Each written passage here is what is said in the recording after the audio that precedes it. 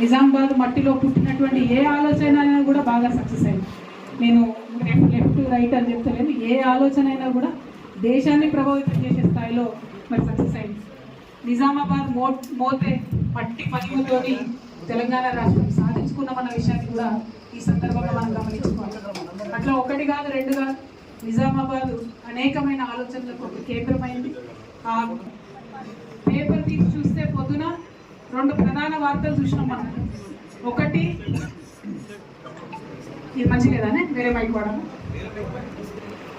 నిన్నగాక మొన్ననే చేవేళ్ళ బస్సు కాల్సినప్పుడు అందరం వస్తుంది ఈ స్లీపర్ కోచ్ బస్సుని రద్దు చేయండి దయచేసి అని కోరుకుంటున్నాం.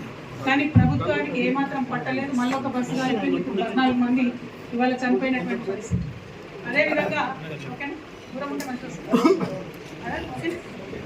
అట్లనే ఇంకొక వార్త మీరందరూ కూడా చూస్తున్నారు, ప్రధాన పత్రికలో ఇంకొక వార్త చూసాను. భువనగిరిలో ఒక చిన్న పిల్లగాని కనుగుడ్లు ఒక కుక్క తీసేసుకుపోయింది. కుక్క చిన్న పిల్లగాని కనుగుడ్లు వెంకపోతుంది.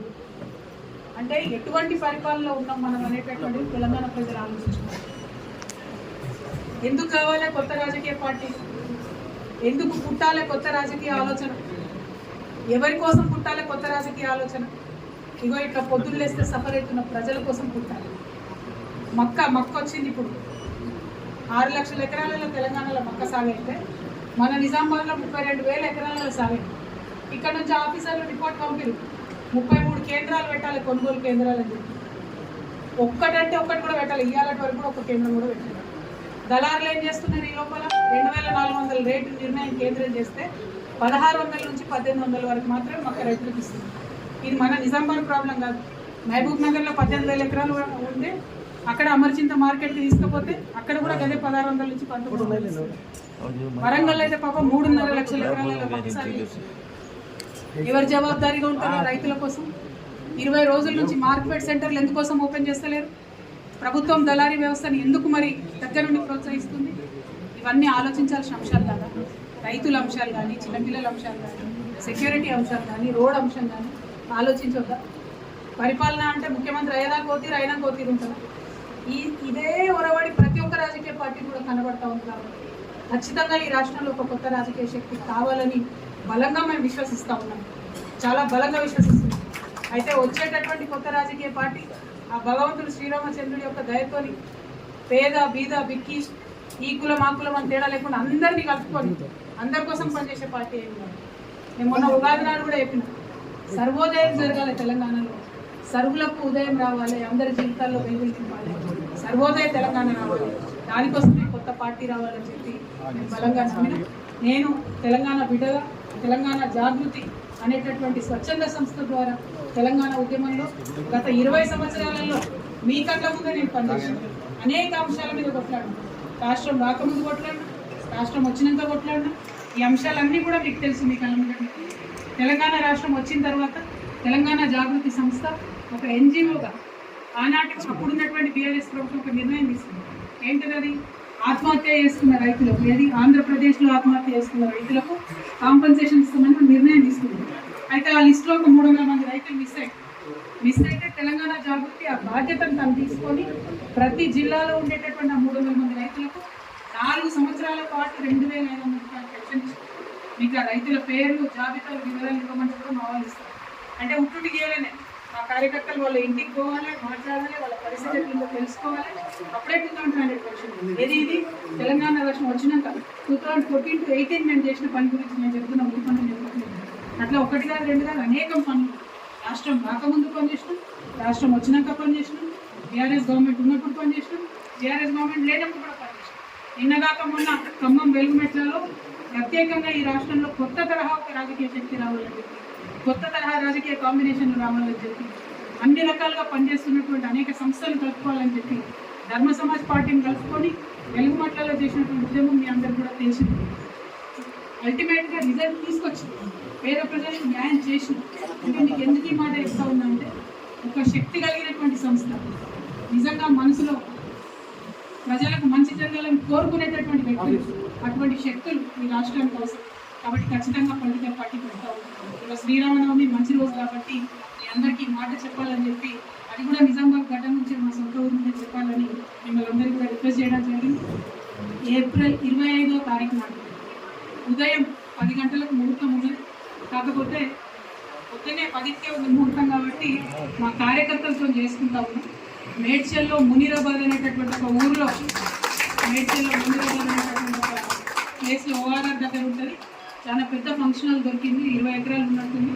మా కార్యకర్తల కాడికే ఒక 30-35 వేల మంది పడతారు. మిగతా జనరల్గా పబ్లిక్ మీటింగ్ మళ్ళీ పెట్టుకుంటాం పొద్దున 10కి. కాబట్టి ఆ జాగృతి వాళ్ళ సిస్టమేటిక్ కార్యకర్తలు, ప్రతి గ్రామంలో ఉన్నటువంటి జాగృతి కార్యకర్తలు, ఉద్యమకారులు, ప్రజాస్వామ్యవాదులు, ఈ రాష్ట్రంలో రాజకీయాల్లో మార్పు రావాలనుకునే వాళ్ళందరినీ కూడా మనస్ఫూర్తిగా ఆహ్వానిస్తూ ఉన్నాం. ఏప్రిల్ 25వ తారీఖు, వచ్చే నెల ఏప్రిల్ 25వ తారీఖు నాడు మార్నింగ్ 10 o'clockకి మేము జెండా ఆవిష్కరణ చేసి మా పార్టీ పేరు చెప్తాం. మంచి ముహూర్తం ఉంది. మీ అందరికీ తెలుసు, నేను ముహూర్తాన్ని బలంగా నమ్ముతాను.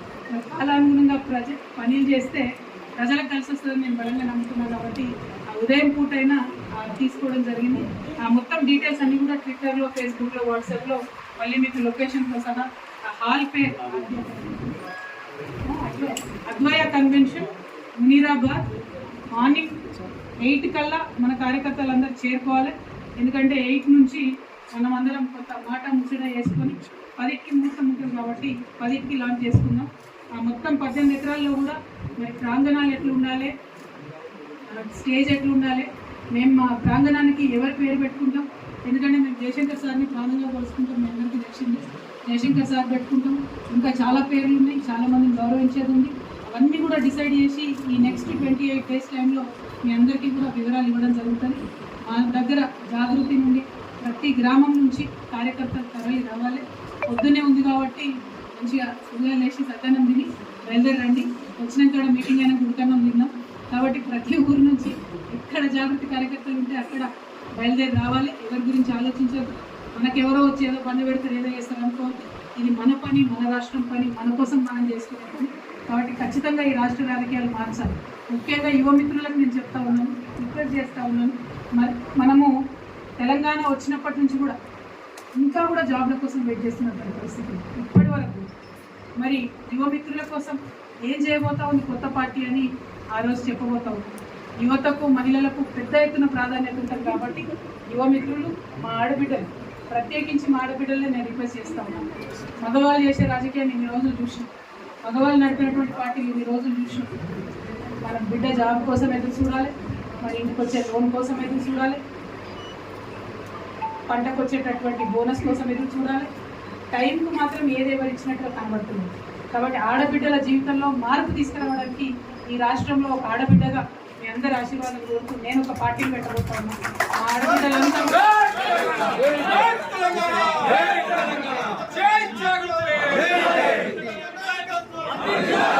ఆడబిడ్డలంతా కూడా ప్రతి ఊరు నుండి కూడా తరలి రావాలని చెప్పి నేను రిక్వెస్ట్ చేస్తా ఉన్నాను. ఎందుకంటే జాగృతి నుండి ఎన్ని కార్యక్రమాలు చేసినా నిజంగా అడగాల్సిన అవసరం ఉంది. ఎంత అన్యాయం! కొనుగోలు కేంద్రాలు వేయాలి అని చెప్పి అధికారులు ఇతరులు చెప్పి పంపిన తర్వాత కూడా కనీసం ప్రభుత్వం స్పందిస్తలేదంటే ఎంత లాపర్వాయి! ఆ యాటిట్యూడ్ మార్చాలి. పార్టీలలో యాటిట్యూడ్ ఎప్పుడు మారుతుంది? ప్రజల్లో చైతన్యం వచ్చినప్పుడు మారుతుంది. డెఫినెట్గా తెలంగాణ జాగృతి మార్పు తేవాలంటే ఆకాశంకి వెళ్ళి ఊడిపడదన్న విషయం మాకు కూడా తెలుసు. ప్రజల్ని డెఫినెట్గా చైతన్యపరుస్తాం. పార్టిసిపేటరీ డెమోక్రసీగా తెలంగాణను తీర్చిదిద్దేటటువంటి ప్రయత్నం చేస్తాం. అన్నిటికన్నా ఎక్కువ ఇప్పుడు ఒక రాజ్యాంగ రక్షణ ఉన్నటువంటి ఎస్టీల విషయం తీసుకోండి. ఫర్ ఎగ్జాంపుల్, ఎవ్రీ ఇయర్ ఇన్ని ఫండ్స్ ఇవ్వాలి అని చెప్తారు, కానీ ఎవరు కూడా ఇవ్వరు. తెలంగాణ వచ్చినప్పుడు చట్టం చేసినాం ఎస్సీ ఎస్టీ ఫండ్స్ పక్కదారి పట్టొద్దని. అయినా పక్కదారి పడుతూనే ఉంది. అయినా అడిగేటోళ్ళు లేదు. మైనారిటీలకు ప్రతి సంవత్సరం 2,000 కోట్లు పెడతామని చెప్పింది, పెట్టడం లేదు. అంటే రాజకీయ పార్టీలకు ఎట్లా అలవాటు అయిపోయిందంటే చెప్పి ప్రజల మమ్మల్ని అడిగేది ఉందా చేసేదా అనే పరిస్థితి వచ్చింది. కానీ ఆ పరిస్థితి వచ్చినటువంటి తెలంగాణ లాంటి చిన్న రాష్ట్రం